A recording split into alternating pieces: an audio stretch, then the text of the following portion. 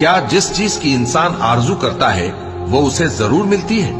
سو آخرت اور دنیا تو اللہ ہی کے ہاتھ میں ہے، اور آسمانوں میں بہت سے فرشتے ہیں جن کی سفارش کچھ بھی فائدہ نہیں دیتی مگر اس وقت کہ اللہ جس کے لیے چاہے اجازت بخشے اور سفارش پسند بھی کرے۔ جو لوگ آخرت پر ایمان نہیں لاتے وہ فرشتوں کو لڑکیوں کے نام سے موسوم کرتے ہیں، حالانکہ ان کو اس کی کچھ خبر نہیں۔